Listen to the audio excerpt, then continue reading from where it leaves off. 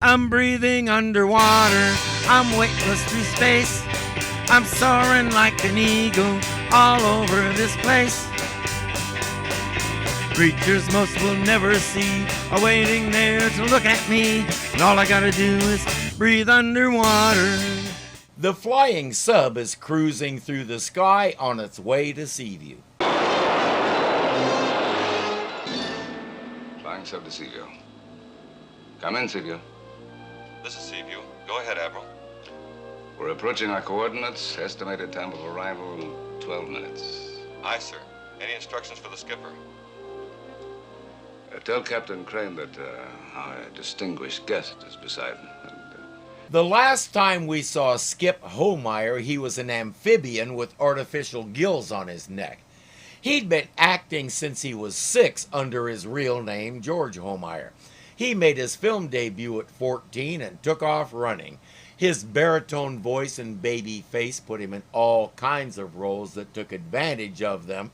He especially enjoyed playing villains. His movie career sort of fizzled out in the late 50s, and he turned to television, where he became a successful character actor. He was in the original Star Trek twice, first as a Nazi and then as a hippie. Today, he's Senator William Dennis on an informal inspection tour of stuff. He's dropping in on the Seaview, but it's not an official visit.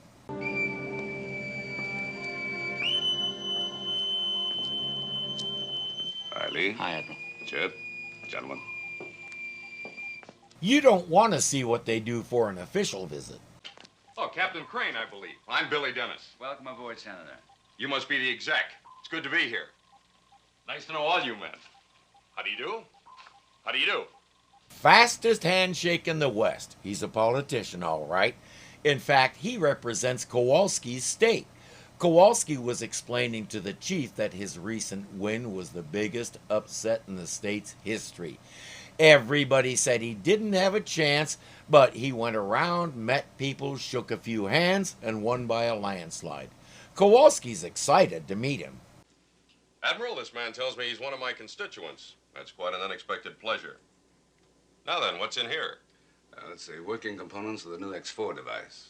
Oh, well, I'd like very much to see that. I'm sorry, sir. His orders are to permit no one in there. Well, certainly that doesn't include me. Surely that doesn't apply to me. Well, I'm afraid it does, Senator.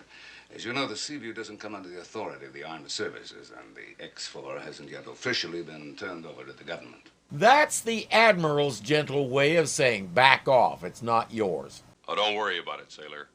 You do your job well. Shall we continue the tour? Down this way. Thank you, sir.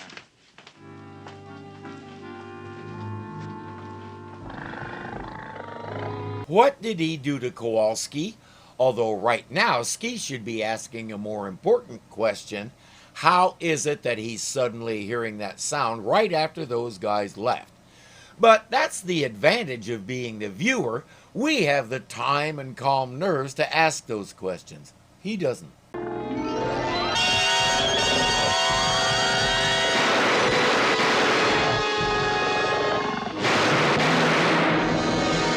There's just one problem. That's not a leftover monster from Irwin Allen's closet. It's Patterson.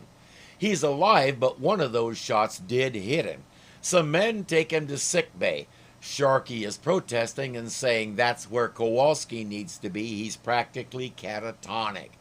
Captain Crane wants to waste some time questioning him first, so while he's doing that, let's peek in on Admiral Nelson and the Senator. But let's get down to brass tacks. We both know what it is I came to see here on your submarine.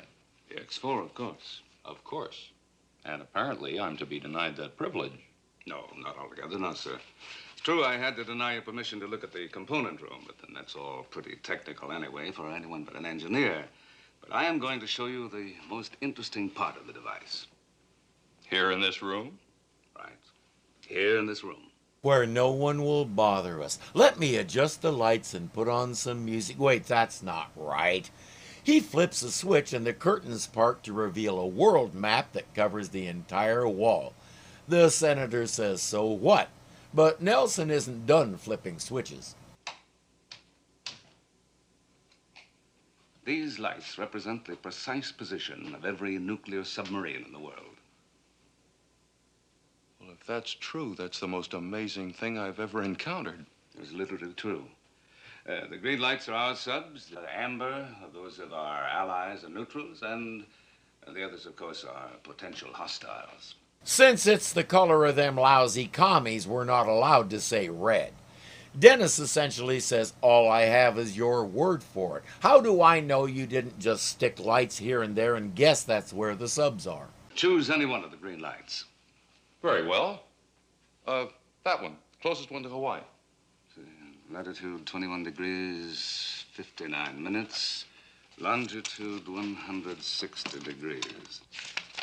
That should be the Thomas Paine. He has Sparks put in a call to the Thomas Paine requesting their position.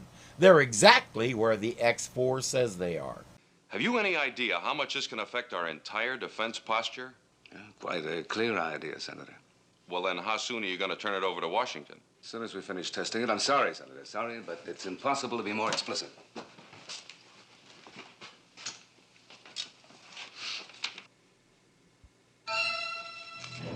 Hey, that's very strange.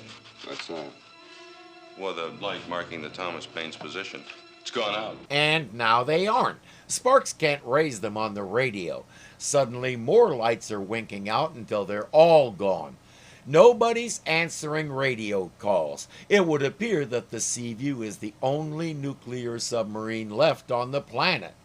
While Nelson is trying to sort that out, Crane finally sent Kowalski to sickbay. Forget it, Ski. I know it was an accident.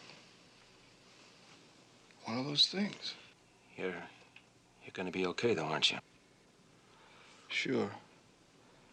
Doc says I'll be up and around again by tomorrow. You always were a lousy shot. Yeah. Lucky for you. Okay, he told the captain that he fired several times right into the middle of the monster. Patterson is his best friend, so maybe he can quietly take Kowalski aside and explain to him where the middle of something is. How could it happen? That's what I want to know. How? He had some sort of delusion. Perhaps brought on by a shock of some sort. Well, it won't happen again, will it? I'm not a betting man, but I'd say the chances were something like 1,000,000 to 1. Thanks, Doc. Sparks can't raise anybody anywhere on any frequency. Examination of the X4 circuitry says it's working perfectly. Either every other nuclear sub in the world really did disappear, or everybody on the boat is having the same hallucination. Chip wants to show something to the captain. What's wrong? Take a look out the window. What do you see?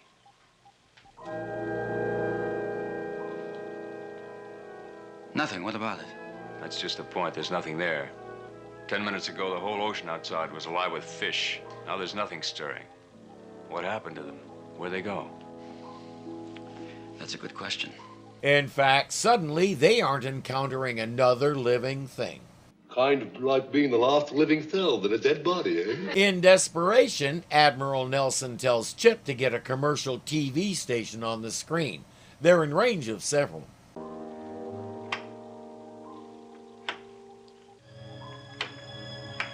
I can't seem to get anything, sir. Why not? The set's working and we're in range. I don't know. There's just nothing on the air. 57 channels and nothing on.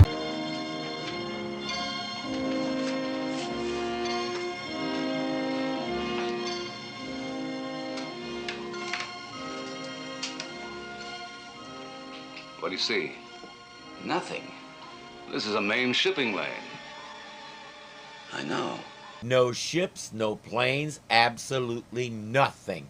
They're about 2 hours from Norfolk, Virginia, so they'll hit the gas and head for the naval base there. Nelson, Dennis, and Sharkey will hop in the flying sub and go to Washington. Mr. Morton? Excuse me, sir. Kowalski, what are you doing on a sick bay? Reporting back to duty, sir. How do you feel? Never better, Skipper. I'm sorry about what happened, sir. I still don't understand it. Did the doc give you a duty slip? Yes, sir. He says I'm okay. Very well. Take over the thermometer watch. Aye, aye, sir. Can you imagine the turmoil going on inside Kowalski? He knows he didn't hurt his friend deliberately, but he hurt his friend. That's going to dig at him no matter what Patterson says. The only way he can think of to make it up to Patterson, the captain, and everyone else is to get back on the job. There are those who say he should offer Patterson his firstborn, but he doesn't have one of those. Patterson would have to say thanks for nothing. All slow to 1/3. All slow to 1/3, aye. Now what? A problem with the thermometer. This doesn't check out at all with the chart.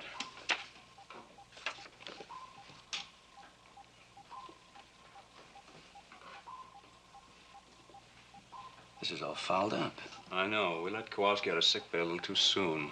Crane takes over on the thermometer and gets the same readings Kowalski did, so it's not operator error. None of this makes sense. Well, if they can't trust their charts and they can't trust their instruments, maybe they can trust their eyes. Up periscope. Nope, can't trust their eyes either. Unless they have a teleporter on board, there's no way they're even in the same ocean as the Golden Gate Bridge. Chip sees it too, but the city looks deserted like everything else they've been experiencing. Neither of them can explain it. Gentlemen, why doesn't it occur to you that someone has been messing with your heads, perhaps pumping some sort of hypnotic gas through the ventilation system? It's the same everywhere. Where is everybody? I would be perfectly willing to admit that I'm going out of my mind. Then we all seem to be in the same boat. Yeah. Dennis reports a whole lot of nothing. Nelson wants to go check out New York. I say we return at once to the Seaview. I'm sorry, Senator. I'm going to have a look at New York first. All right, have it your way. Dennis thinks the city's been evacuated, which means something terrible is about to happen. But there's one flaw in his theory. In any evacuation, there are stragglers. There are those who won't leave. There are those people that society has forgotten who can't leave. And in a city like D.C. or New York, if all the people do leave, it'll take about 0.68 seconds for the rats to move in and take over. But there is nothing alive at all in either city, not even insects. Here are the readings from the navigational satellite. We're right where we thought we were in the first place. Off the coast of Virginia and heading north. How do you explain looking through the scope and seeing San Francisco? Skipper, I'm in contact with the Admiral. Maybe Riley or some other prankster stuck a picture of San Francisco on the lens? He and Nelson discuss what they've found. All they know to do is meet each other in New York. On the way, the captain wants to talk to Kowalski. Kowalski, when you were on guard outside the components room, what you saw in the corridor just wasn't there. You realize that, don't you? I do now, yes, sir. The doc explained it was some kind of nervous collapse. All right. Now, having been through it once and knowing it wasn't true, do you think you could be fooled again? No, sir, I couldn't. No, I don't think you could either. And I have to find out. Will you give it a try? If that's what you want me to do, Skipper. It's not an order. I know, sir. All right. I think he wants answers even worse than you do, Captain. He issues Kowalski a pistol and sends him to guard that room again. Chip, I want Corridor A placed off limits to all personnel for the next hour. The same order applies to the corridor adjacent to my quarters. See that it's done. It's very important. In his quarters, Crane has a pistol and magazine nearby, ready to assemble and use if necessary. Kowalski, this is the captain. Kowalski here, sir. Everything secure there? So far, sir. Very well. Stand watch for 15 minutes, then report to me in my cabin. Aye, aye, sir. Kind of a strange order, but he's heard stranger.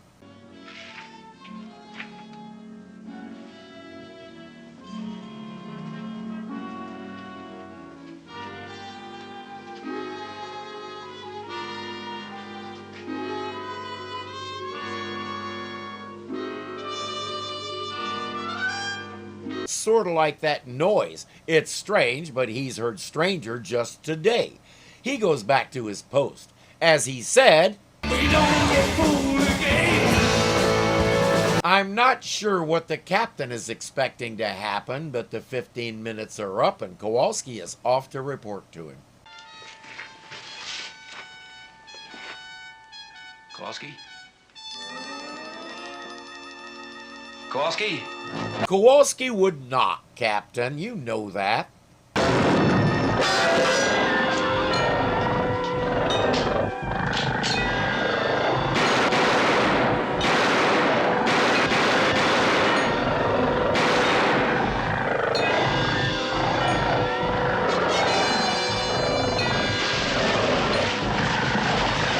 Please don't tell me he shot Kowalski. Easy, Captain. Easy.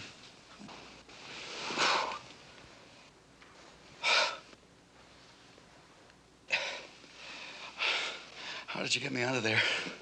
Kowalski reported to your cabin as ordered. When he knocked on the door, the firing began from inside. Kowalski alerted me, and I came running. Did you see it?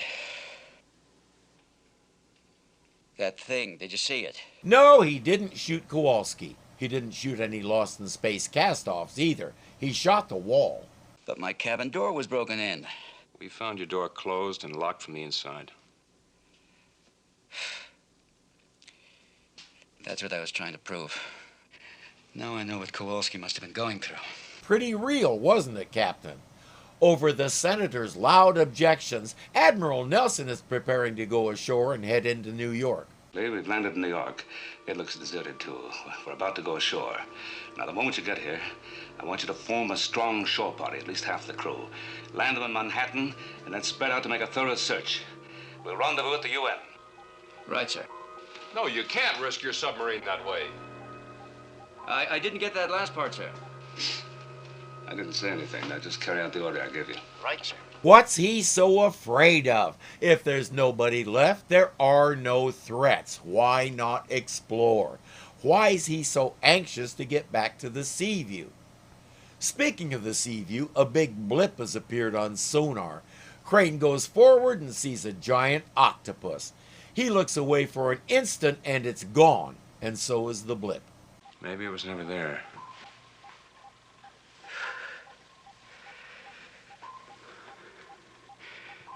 That's what I'm afraid of.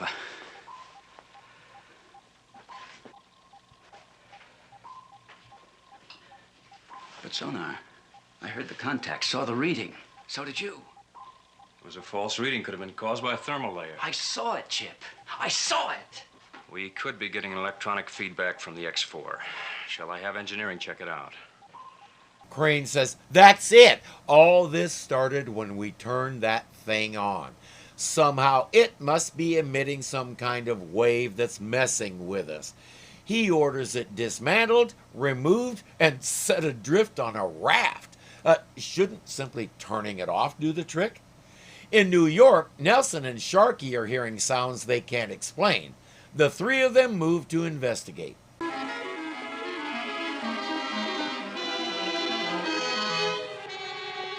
Hey, you investigate your way, he'll investigate his way. And while we're on the subject, the doctor has something for Captain Crane to investigate. Hi, Skipper. Hi. How are you coming along? Oh, just fine, sir. Doc says I can go on unrestricted duty in a couple of days. Oh, good. Where'd you get the radio? I had one of the corpsmen get it from my locker. Sure helps pass the time. Yeah, did you mind? No, sir. Help yourself. Except nobody's been able to get anything on a radio, and from what the captain can hear, Patterson isn't getting anything on this one either. Patterson insists he's listening to a news report right now. I'd be listening to music, but the news report will prove more useful to the plot. Well, sir, I'm listening to it. Why, they even just got through talking about Senator Dennis and his inspection trips. Can't you hear it?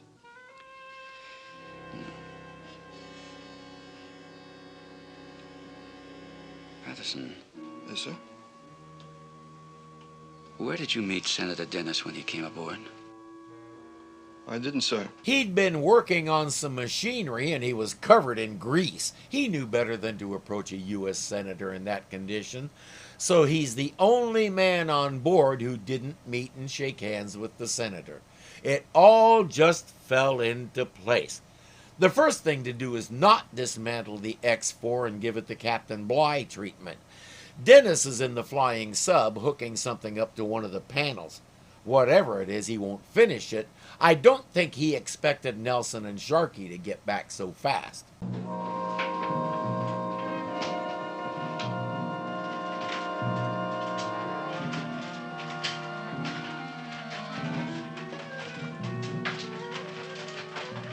Sir, look. Demolition rig. Hold it right there, Chief. You had to know he was the bad guy. One, there's nobody else. Two, Skip Homeyer just about always played a bad guy. Total giveaways. Have you lost your mind? Far from it. I've been in complete control not only of my mind, but of yours. And it began the moment I stepped aboard your submarine. Oh, of course. That explains what's been happening to all of us. Some advanced form of mass hypnosis, isn't it? Well, it's a primitive way of describing the most underrated force in existence. I can exert complete control over the senses of anybody I meet, whether I'm present or not. That's all the explanation we'll get, but it also tells us how he pulled off that election upset. Shake hands, plant the thought, vote for Bill Dennis, and presto, instant landslide. This is all about the X4, of course. He wants it for himself. When both of you are strapped in, I'm going to set the fuse and get out. The flying sub will blow up, and your deaths will obviously be the result of a crash. Well, I'm not going to sit here like a pigeon. Oh, but you are.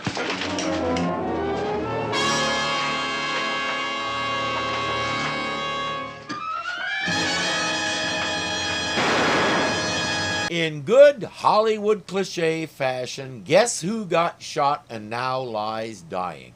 Just once, I'd love to see them not get killed, just shot in the foot or maybe even in the nose. You're losing your hold over us now. You can't make me see what isn't there anymore. Not anymore. You're free. It's too bad he didn't make better use of this ability. Here's something that's been bothering me. Was he still also in control of those people back in his state? Was there a distance limit or a number limit to his ability? More important, when and how did he plant the hypnotic suggestions on the Seaview? In particular, I wonder that about Kowalski, because all he did was tell him he does a good job, and that led to the creature, Patterson, and all the rest. How'd he do that? I frequently teetered on the edge of losing my suspension of disbelief, but didn't quite go over. The suspenders held. Still, I would like to have had a few answers. He could have been elected president eventually. Do you really think that was his plan? I think it was part of it. I think he had a fanatical ego, like all would-be world conquerors. Only instead of overt force, he was going to use this power of his. Recently, a commenter said Hazel for president. I said, why would you want to do that to her? I don't wish that or any other world leader job on anybody that I like. And running the whole world? Too much work. Every time we come across someone who wants to rule the world, I ask the same question. What do you want to do with it? Assuming you conquer it, what happens next? They don't know. I'd bet Billy Dennis didn't either. If you set out to build an empire but you don't have an overall idea in mind for it, you're just a jerk with power. Now, if you have a vision for the future that you want to create out of your conquest, you're still a jerk, but at least you're a jerk with a plan. Now there's only one more thing I'm wondering. When they were running around D.C. and New York, if they only thought the cities were deserted, how ridiculous did they look to the people on the street? Now, what was he going to do with it? Well, it's hard to say with a mind like that. Perhaps he planned the biggest defense scandal in history. You know, something big enough to give him his first step to power. It would never have worked. Well, it's academic now. Washington has decided to keep the secret. There'll be a state funeral, of course, and I'm afraid that you and I will have to attend. Admiral, in this case, I don't think I'll mind. It won't be so bad. Every time they have to take their hats off, they can make rude gestures behind them. All I gotta do is breathe underwater. Breathe underwater. Breathe underwater.